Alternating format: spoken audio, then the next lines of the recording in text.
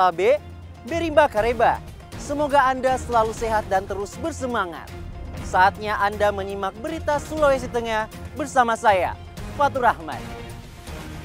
Sejumlah berita teraktual dan menarik seputar Sulawesi Tengah telah kami siapkan untuk Anda. Berikut 3 berita utama hari ini. Kejari Donggala menetapkan 3 tersangka kasus dugaan korupsi program Gercep 2023. Ribuan surat suara untuk pilkada serentak di Kota Palu mulai dilipat.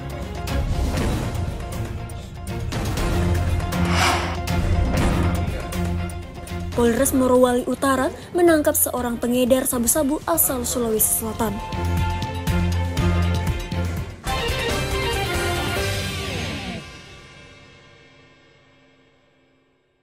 Kejaksaan Negeri Donggala menetapkan 3 tersangka dalam dugaan korupsi dana program Gerakan Cepat tahun 2023 di Desa Sipi, Kabupaten Donggala. Ketiga tersangka tersebut adalah Kepala Desa Sipi, Irwan, dan 2 fasilitator program bernama Aswat dan Andi Yusri. Penetapan tersangka berdasarkan hasil penyidikan pihak Kejaksaan Negeri Donggala terkait penyaluran dana program Gerakan Cepat tahun 2023 di Desa Sipi. Dari hasil penyidikan itu, ditemukan adanya dugaan penyalahgunaan dana sebesar 1,33 miliar rupiah yang seharusnya diberikan kepada 133 penerima program. Dana tersebut tidak diserahkan langsung kepada penerima, melainkan dibelanjakan dalam bentuk barang dengan sisa uang tunai tidak dikembalikan ke kas daerah. Selain itu, tersangka diduga memotong dana penerima sebesar Rp200.000 untuk biaya administrasi dan transportasi. Jadi pada hari ini penyidik cabang Kejaksaan Negeri Kuala Tompe melaksanakan kegiatan penegakan hukum, yaitu terkait dengan perkembangan penyidikan perkara tindak pidana korupsi, perkara dugaan tindak pidana korupsi Gercep pada Desa Sipi tahun 2023. Berdasarkan bukti permulaan, 2 alat bukti telah menetapkan 3 orang tersangka, di mana inisialnya yang pertama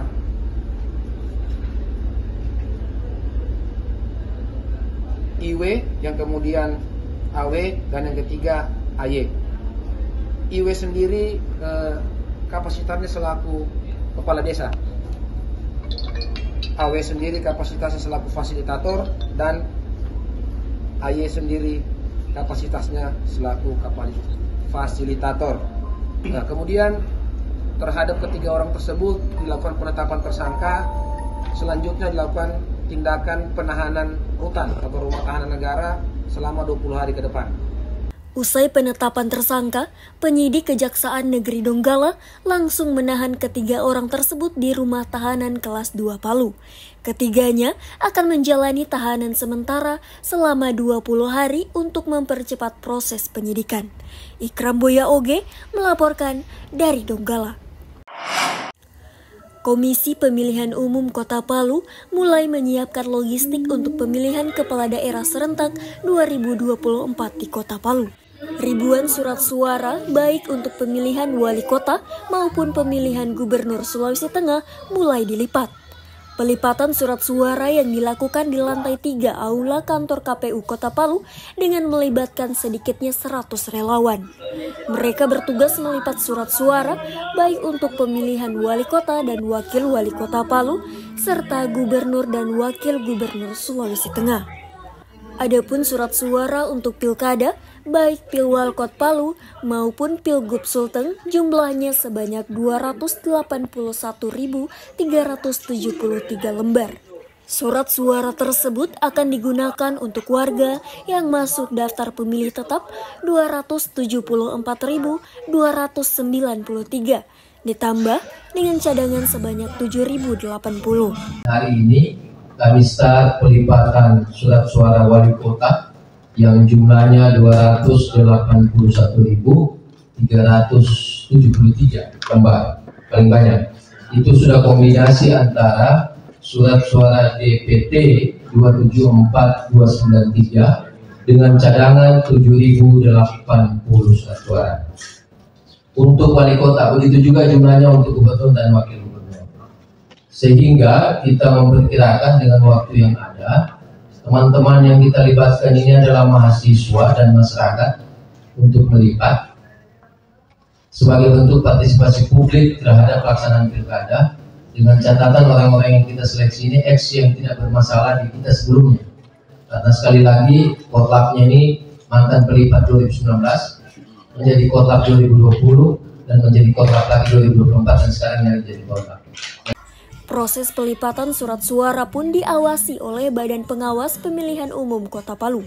Pelipatan dimulai sejak pagi hingga pukul 5 sore. Ditargetkan pelipatan bisa selesai dalam waktu 4 hari. Syahrul Syahya melaporkan dari Palu. Peringatan Hari Santri 2024 juga digelar di Kota Palu, Sulawesi Tengah. Ribuan santri dari seluruh kabupaten di Sulawesi Tengah menghadiri apel akbar para santri yang digelar terpusat di Kompleks Al Khairat Pusat Palu Selasa pagi. Sejak pukul 6:30 pagi, rombongan santri dari berbagai pondok pesantren dan satuan pendidikan memadati seputaran kompleks religi Jalan Sis Al-Jufri Palu.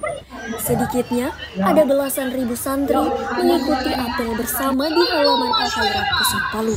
Apel akbar dipimpin Kepala Kantor Wilayah Kementerian Agama Sulawesi Tengah, Dr. Haji Muhsin Alaidrus, dan diisi dengan sejumlah pertunjukan. Peringatan Hari Santri ini diharapkan dimaknai sebagai estafet perjuangan para santri untuk negeri. Peringatan Hari Santri ini harus lebih dimaknai, ya, bagaimana membangkitkan gairah dan semangat hidup, ya, patriotisme para santri, membangkitkan semangat mereka untuk meneruskan perjuangan para santri dan ulama yang telah berjuang dengan susah payah untuk kemerdekaan Indonesia.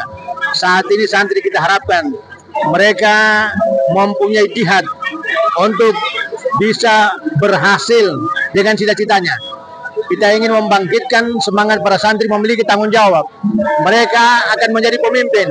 Mereka akan jadi pemuda yang berhasil. Mereka bisa melanjutkan pendidikan di mana saja, agar mereka bisa menjadi generasi harapan bangsa dan negara. Mereka akan menjadi pemimpin mengisi pembangunan ini, ya, dengan berbagai kemampuan yang ada dalam mereka. Diharapkan para santri di Sulawesi Tengah mampu berjuang dan sama-sama bersaing demi kebaikan negeri. Semangat dan tekad untuk terus berkembang dan menempuh pendidikan demi generasi emas Indonesia. Hari Santri juga menjadi ajakan serta edukasi kepada masyarakat bahwa lembaga pendidikan pondok pesantren mampu unggul dan menghasilkan santri-santri hebat. Syahrul Syahya melaporkan dari Palu.